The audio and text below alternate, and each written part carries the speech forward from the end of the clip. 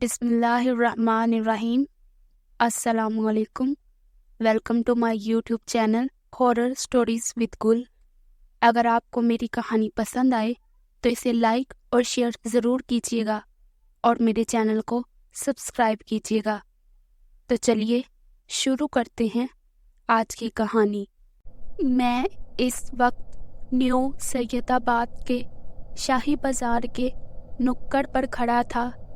یہ شاہی بازار کبھی چند دکانوں پر مشتمل تھا، مگر اب شاہی بازار بہت بڑھ چکا ہے۔ دکانوں کی تعداد بھی آبادی بڑھنے کے ساتھ ساتھ بڑھ چکی ہے۔ ایک وقت تھا کہ صبح کے وقت بھی شاہی بازار میں سناٹا ہوا کرتا تھا۔ اب پورا دن شاہی بازار میں رونق نظر آتی ہے۔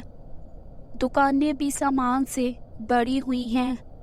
حیدرآباد سے تقریباً 2 گھنٹے کی مسافت پر نیو سید آباد ہے، جس کا شمار گاؤں میں ہوتا تھا، مگر دیکھتے ہی دیکھتے آبادی اتنی پھیل چکی ہے کہ وہ گاؤں کی بجائے شہر معلوم ہوتا ہے۔ میں اپنے ایک کزن کے ولیمے اور اس کی بہن کی شادی میں شرکت کرنے کی غرض سے آیا تھا۔ میں ابھی شادی اور ولیمے کا کھانا کھا کر فارغ ہوا تھا۔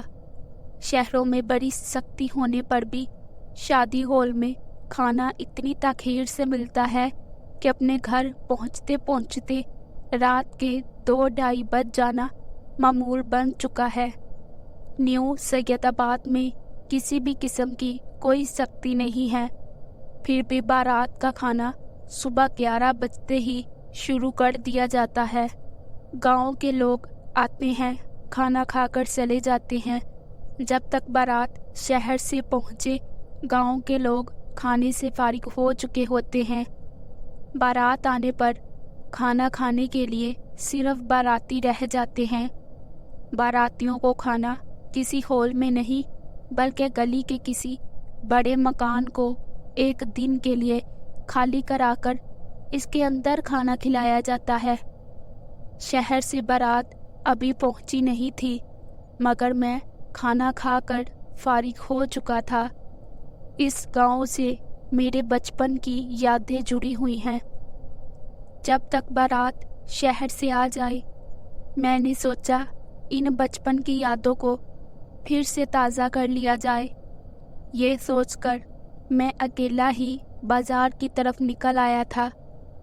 میں جس جگہ کھڑا تھا یہ مین سڑک تھی۔ یہاں کھڑے ہو کر جدھر تک بھی نظر دوڑاؤں، دونوں اطراف میں دکانیں ہی دکانیں تھیں، جن میں زیادہ تر ہوٹل تھے۔ اس سڑک پر کبھی چند دکانیں تھیں اور ہوٹل بھی گنتی کے تھے۔ شاہی بازار کے نکڑ سے 2 یا 3 دکانیں چھوڑ کر میرے نانا اسماعیل کی پرچون کی دکان تھی۔ ان کے انتقال کے بعد ان کے بھائی حکیم سلیمان نے اس دکان کو سنبھال لیا تھا۔ میں نے اپنے نانا اسماعیل کو نہیں دیکھا، مگر ان کے بھائی نانا حکیم سلیمان کو ہی دیکھا تھا۔ وہ دکان اب ختم ہو چکی تھی اور وہ دکان 3 چھوٹی دکانوں میں تبدیل ہو چکی ہے۔ میرے سیدھے ہاتھ کی جانب چند دکانوں کے بعد ایک چھوٹی سی گلی ہے۔ گلی ختم ہونے پر اس کے دوسرے سرے پر ریلوے اسٹیشن تھا، جو اب اجڑ چکا تھا۔ اسٹیشن کی ٹوٹی ہوئی خستہ حال عمارت اور ریلوے کی پٹریاں اس بات کی گمازی کرتی ہیں کہ کبھی یہاں سے ٹرین گزرا کرتی تھی۔ اب ریلوے کی جگہ پر تجاوزات قائم ہو چکی تھی۔ کیا میں پاکستان سے قبل اس علاقے میں ہندوؤں کی آبادی تھی۔ ان گلیوں میں مکانات سارے ایک ہی طرز پر بنے ہوئے تھے۔ دروازے کے ایک جانب باتھ روم، دروازے کی دوسری جانب بیٹھک، صحن اور کمرے کے درمیان مٹی کا چولہا ہوا کرتا تھا، جبکہ دوسری جانب صراحی یا مٹکے کسی چیز پر رکھے ہوتے تھے۔ इन पर गिलास रखा होता था। सोने के कमरे के साथ ही एक छोटा कमरा होता जिसमें सामान रखा होता और एक हिस्से को रात में बाथरूम के तौर पर इस्तेमाल किया जाता था। ख़वातीन और लड़कियों के लिए तफरीह सिर्फ रेडियो था जो सेल से चला करता था। खाना पकाते हुए या लस्सी बनाते हुए इस रेडियो को ऑन कर देती थी। रेडियो से गाने या नई आने वाली फिल्म की मुख्तसर कहानी और गाने ख़वातीन में मकबूल होते थे। इन फिल्मों की कहानी और गाने सुनकर ख़वातीन प्रोग्राम बनाया करती थी। हैदराबाद जाने पर सिनेमा में ये फिल्म ज़रूर देखनी थी। बच्चों की तफरीह गर्मियों में जाकर नहर में नहाना, कंचे खेलना, लट्टू चलाना, गधों को छेड़ना या इनकी सवारी करना। इन सब खेलों में एक खेल बड़ा मकबूल हुआ लेकिन ज़्यादा नहीं चल सका। वो खेल ये था कि किसी भी एक बच्चे को पुराना सा सहरा पहनाकर गधे पर बैठाकर सड़क और गलियों की सैर कराना। गधे के पीछे बच्चे बाराती होते थे। फालसे के मौसम में जब शाम को फालसे बेचने वाला गली में आता था, वो बच्चों के पास पैसे ना होने पर इनसे गंदुम लेकर फालसे दे देता था। बच्चे खूब फालसे खाते और कुछ शरबत बनाकर पीते थे। गर्मी के दिनों में रात में थके हारे बूढ़े और जवान गली में चारपाई पर बैठ जाते थे। दिन भर की मसरूफियात पर तबादला ख्याल करते थे। किस्से कहानियों के दौर चलते। दरमियान में हुक्का रखा होता था।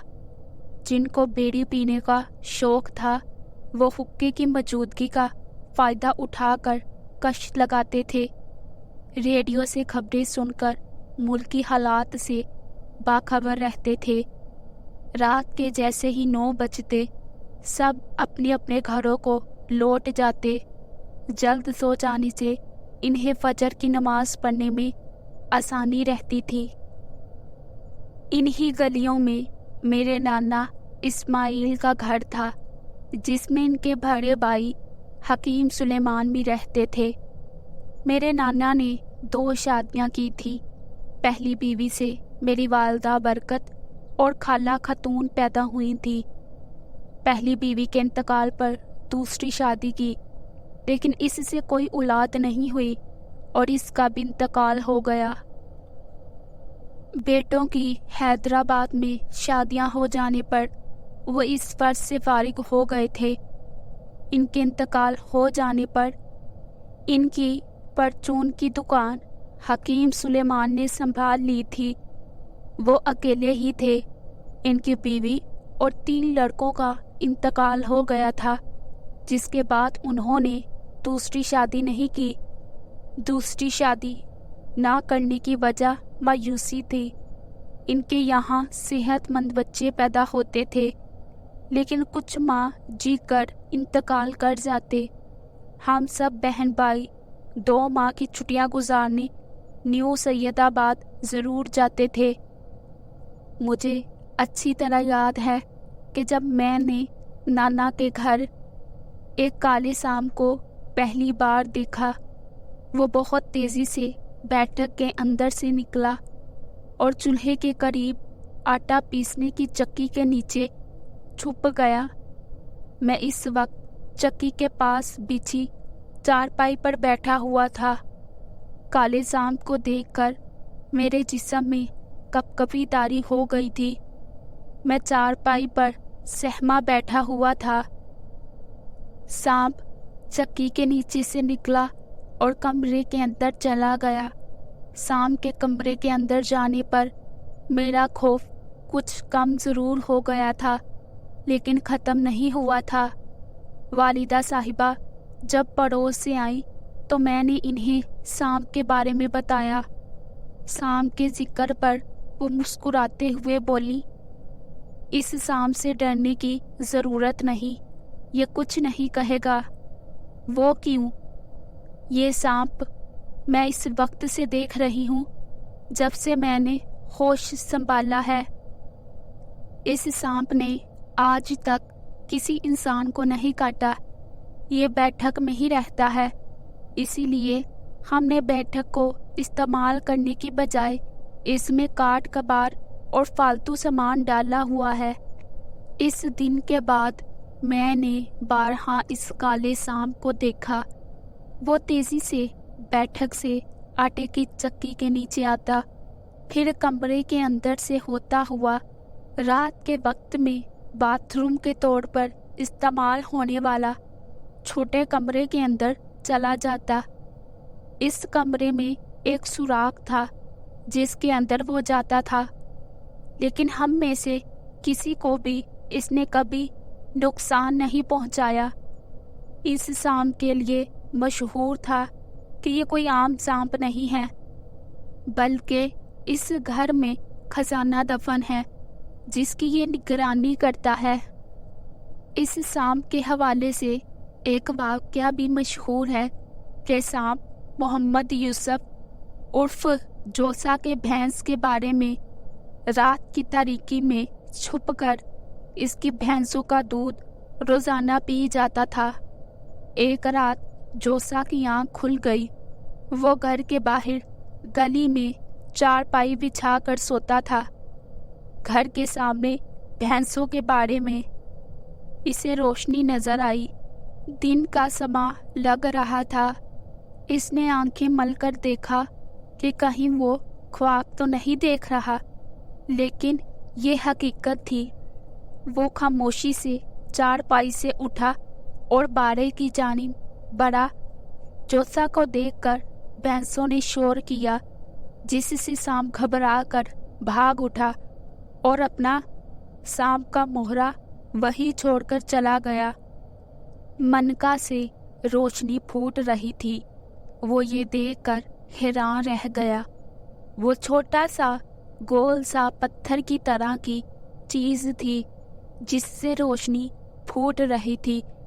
وہ سمجھ گیا کہ یہ ضرور سانپ کا منکا ہے۔ جوسا نے فوراً اس منکے کو اپنی جیب میں رکھ لیا اور گھر میں لا کر چھپا دیا۔ دوسرے دن جوسا کی بیوی سکینہ خالہ کے منہ سے یہ واقعہ نکل گیا، جس پر نیو سید آباد کی عورتیں وہ منکا دیکھنے کو ٹوٹ پڑی کہ ہمیں بھی وہ منکا دکھاؤ کہ دیکھیں کیسا ہوتا ہے۔ جوسا بھی اسی وقت گھر میں کام سے لوٹا تھا۔ اسے جب پتہ چلا کہ یہ عورتیں منکا دیکھنے آئی ہیں تو وہ بیوی پر گرم ہو گیا اور عورتوں کو بتایا کہ اس کا دماغ چل گیا ہے، ہمارے پاس کوئی منکا نہیں ہے۔ جوسا کو اپنی بیوی پر گرم ہوتا دیکھ کر عورتیں ایک ایک کر کے وہاں سے کھسک گئی۔ جوسا نے ساری زندگی اس بات سے انکار ہی کیا کہ اس کے پاس منکا ہے، لیکن لوگ یہی کہتے ہیں کہ سانپ کا منکا ملنے پر ہی جوسا نے بہت ترقی کی۔ اس سے پہلے اس کے پاس اتنا مال نہیں تھا۔ دوستو، اس کہانی کا پارٹ 2 دیکھنے کے لیے ہمارے چینل کو سبسکرائب کریں۔